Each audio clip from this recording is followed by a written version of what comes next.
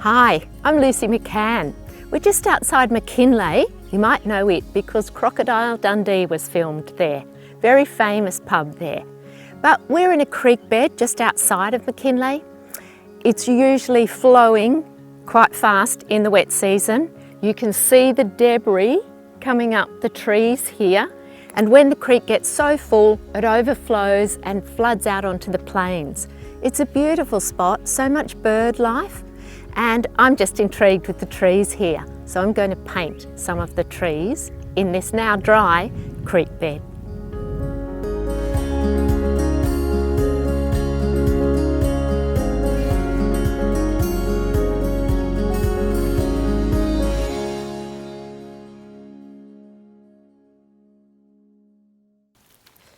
Okay, if you've got time, it's always advisable to do a little study and make sure you feel your scene before you start painting.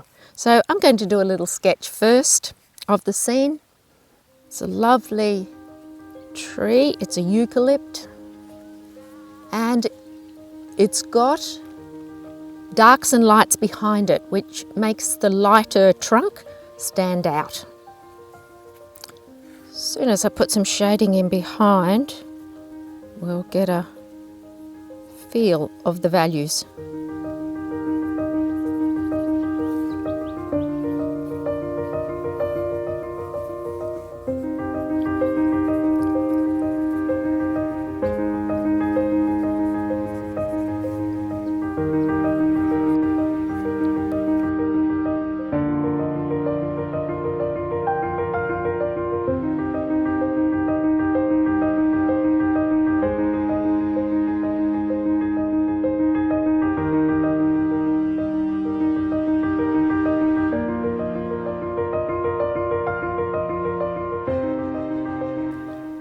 Looking at the scene in front of us, I see lots of beautiful greys, browns, not too many bright garish colours.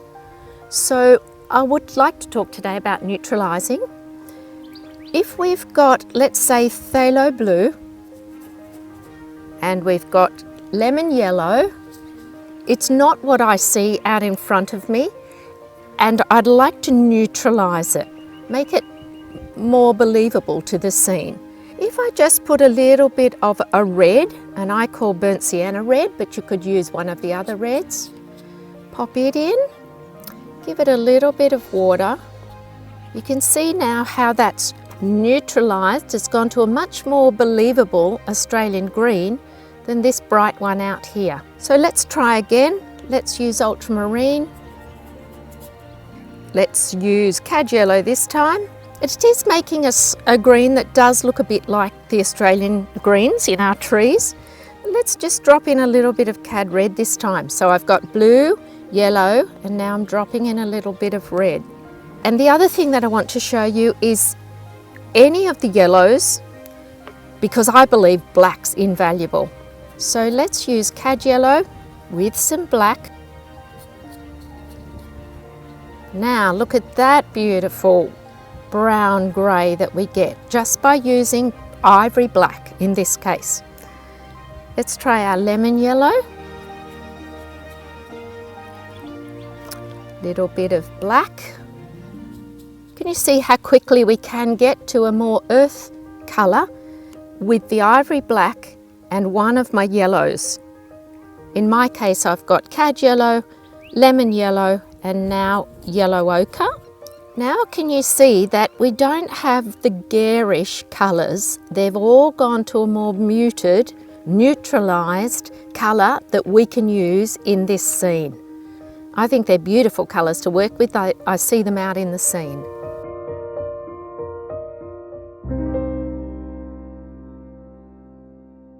Right, I'm going to give myself an idea of where my trees will be placed. So let's start with this tree over here. Just going to check my placement.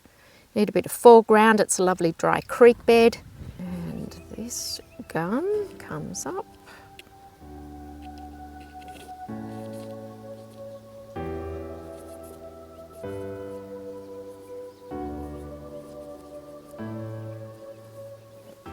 There's a lot of broken limbs in the centre here which I find a bit confusing, so I'm actually going to leave some of them out just to make a better painting.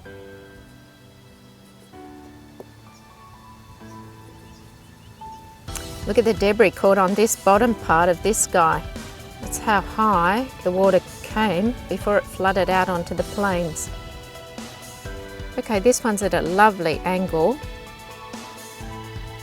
I don't want him exactly in the centre of the page, so I'll just make sure I leave a space in here.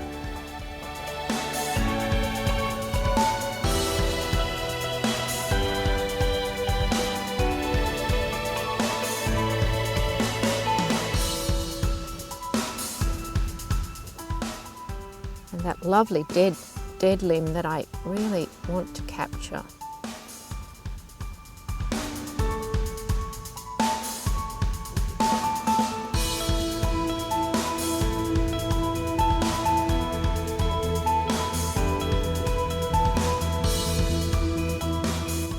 We can put a lot of this foliage and sticks in with our brush. And then along here we've got beautiful spinifex grass that's, actually I don't think it's spinifex, I think it's artusic.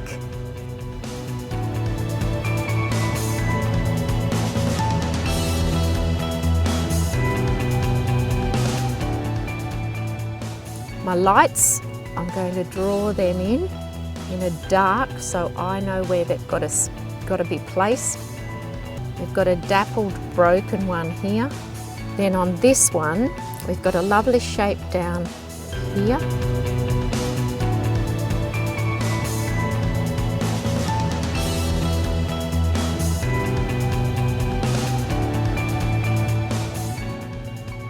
I go dark, so I know where I've got to place those lights. Okay, I think that's adequate.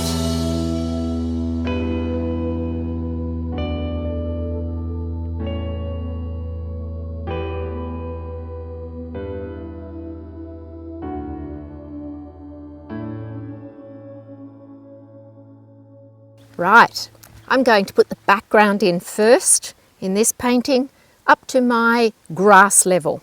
I see it as browny greens. Some are slightly prettier than others, but I don't want a garish green.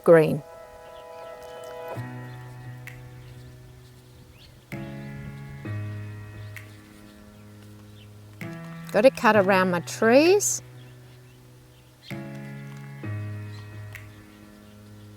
And this is going to be the top of the grass. So I'm just executing that with some care. Go with a little bit of blue, but it's not blue. It's just a muted blue. Cut around this because we need white here.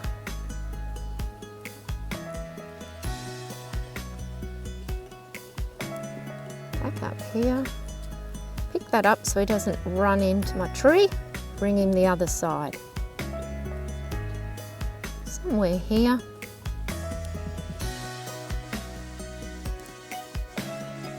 He's just trying to run through there, but I haven't lost my white, so that'll be fine. I tightened up a bit on my brush handle so as I've got some control. In the centre here it is a bit of a prettier green. I'm looking at the grass that I'm cutting into now because it's not all the same height. Some bits are a bit lower than others.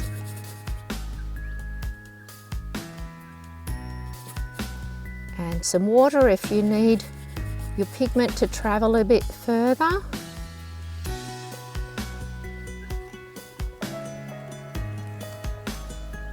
A little bit more greens in here.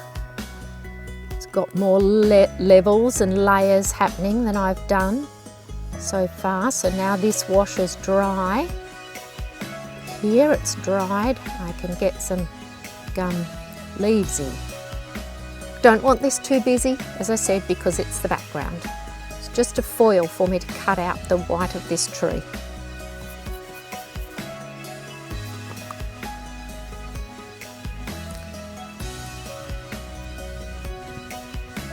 I do see some darker trunks back in here. We can add a couple of them in and keep coming across. So we need a muted green again.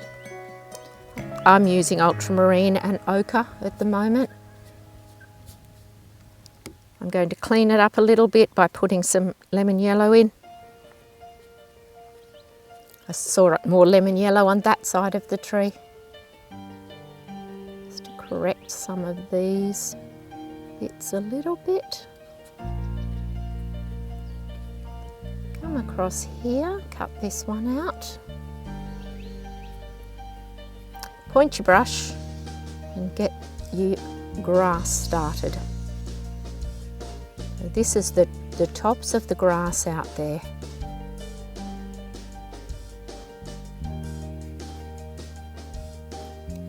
Once we've placed this colour on, have a look at it, see what you'd like to enhance. While we're in this shape that's damp, we can add to it by going a little darker if we need to.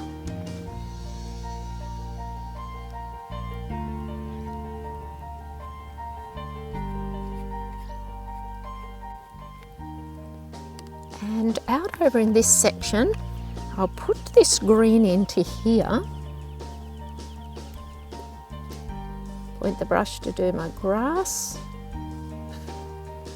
This is forming a negative and positive. I'm actually painting the top of the grass with this plane that I'm putting in, that's the trees. And I wouldn't mind doing a little bit of blue into my mix now, because I do see some muted sky back there. It's not about the blue of the sky as such. What happens on one side of the trunk or branch should be included on the other side. And now a little bit of green, because we don't want our eye to go out over on that edge.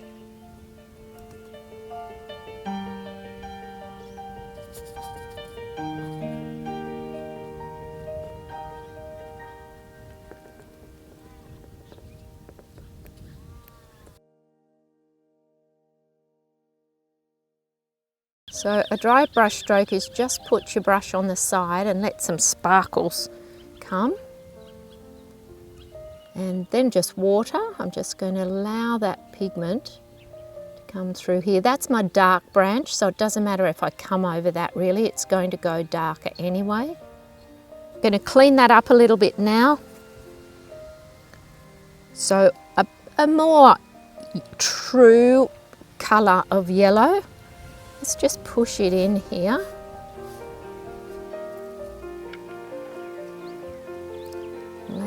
I'll get another littler brush in a second and go back up the other way.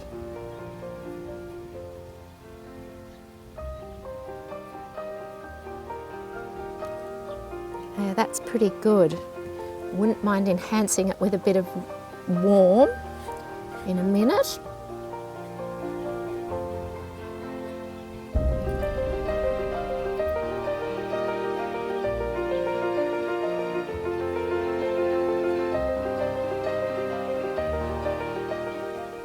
Just get a little brush and a little bit of ochre and burnt sienna now. Just going to allow some warmth to come into this section.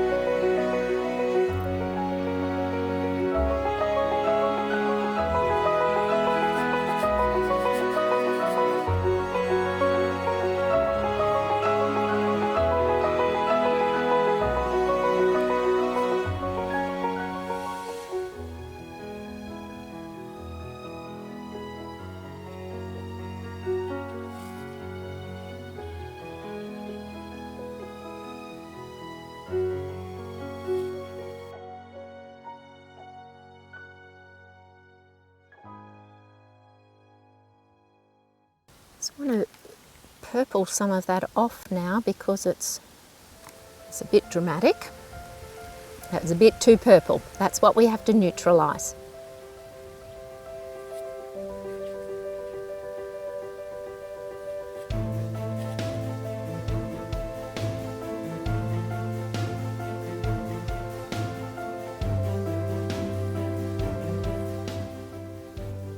Just trying to make sure my colours are on the neutral side, they're not garish.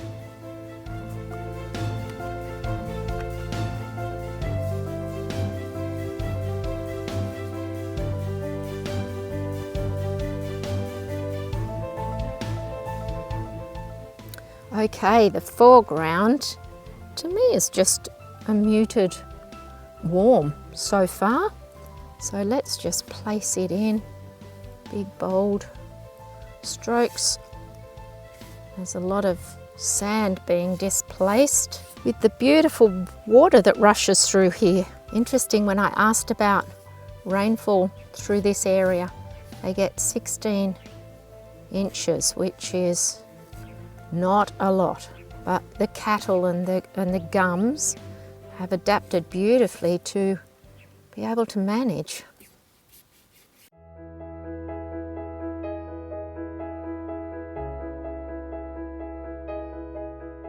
Right, I'm going to do this second wash, and that means some darker foliage.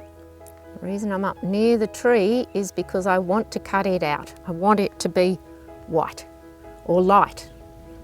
It won't be white when I've finished quite. Some comes across that tree. And we also got to have some little twigs.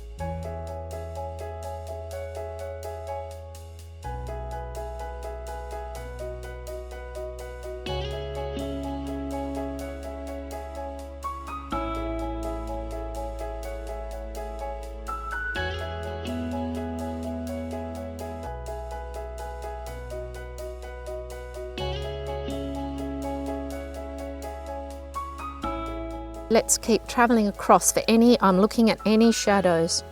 So I've still got ultramarine blue, magenta, burnt sienna and yellow ochre in 2 mixes, and then I've added black.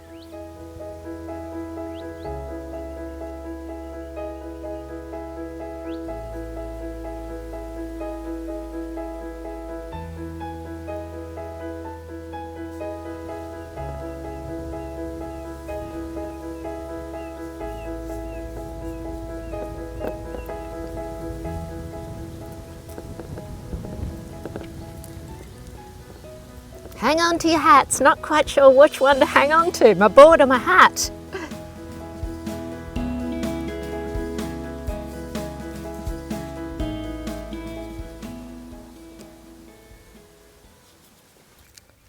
Right, I don't like this tree that's going out of my page here now, so I'm going to take him straight up. So I'm just going to give him a shadow side and up here, which is going to look better than that limb going out. See a nice blue in here, so I'm just going to add a hint of phthalo to that mix. Remember, we didn't have any light source on this one, but it does come into light down the bottom here. Okay, we may be able to utilise this, but not white. Take it up there. I'm not going to put any apricots into that one because we don't want to focus out at it. And this one is a purpley blue as well. And the apricot, I'm going to use magenta and ochre. And that light is being cast from underneath here.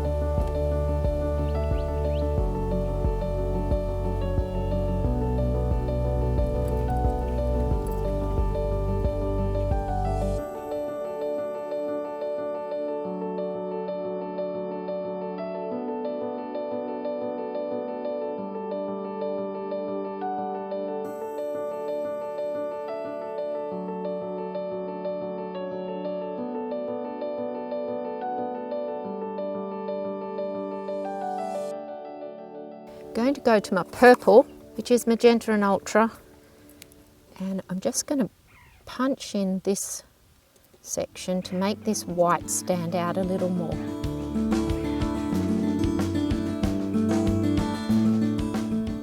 And we'll put some earth in behind that, so as that stands out as well. Our white on this tree. All right, this guy, exactly the same. Some blue and some apricot. Not as important over here. Most of this is blue to me. And the top of this guy is cool. But I've got to save the whites.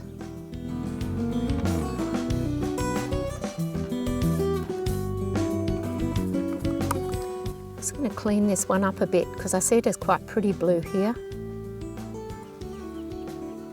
Place it on and then manipulate with water if it's not quite what you wanted. And the apricot.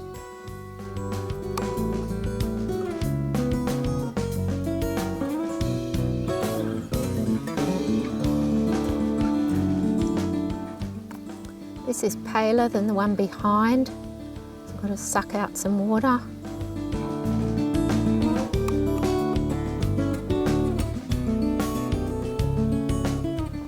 Got a lot of white bits happening all over the place here, so I want to calm some down. So a very cordial mix.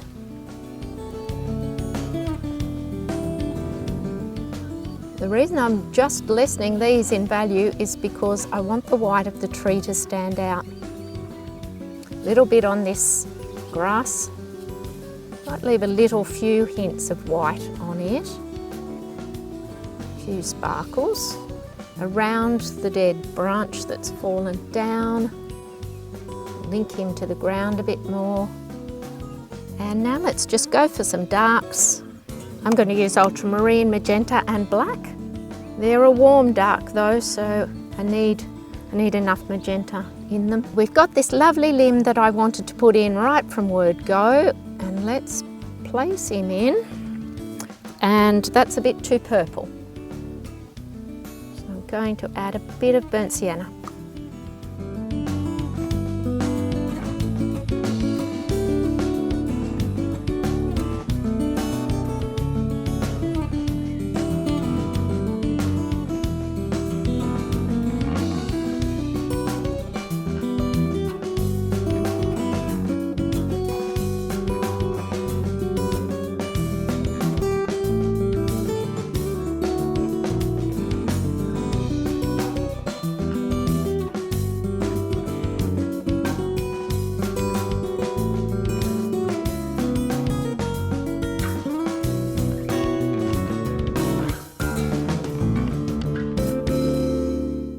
I'll just go to a little brush and we'll just emphasize some of these sections where I want the light to be really dominant.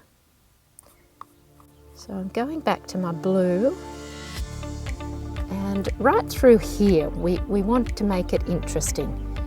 Got to kind of look through my glasses and my sunglasses now to see what's happening. Remember, I loved this section with these bits and pieces, so I'd like to emphasise that. Place my pigment and then manipulate out with water if you need to. There is a lovely crease in there that tells the folds of the tree.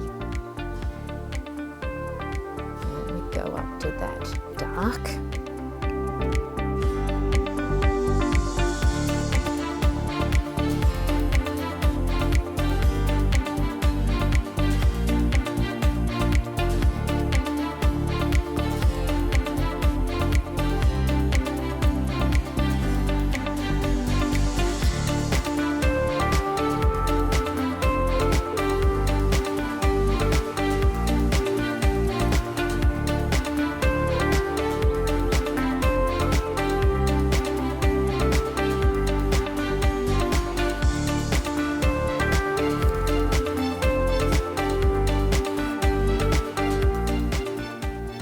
It's very, very hot in this creek bed, and I need to show this.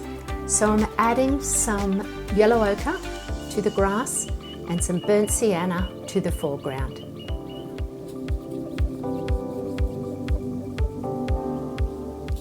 Just trying to make this painting work, and it's usually in the values, so that's what I'm adding now to make the white and the trees and my focal area all work together.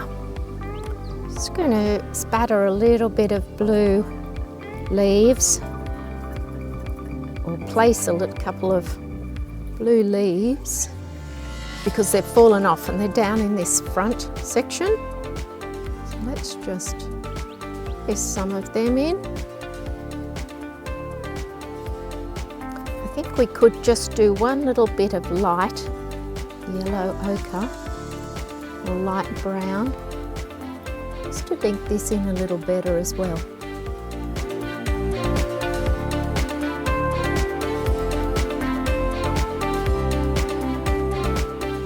I think we need a dark across that limb. Not dark, but there's all sorts of twigs over there that are coming across here.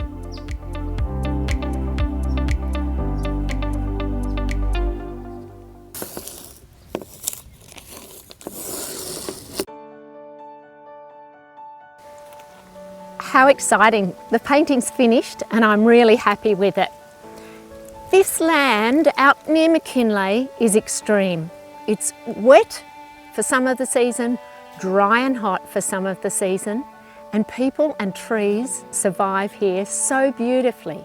So until we meet in another amazing scene, bye for now.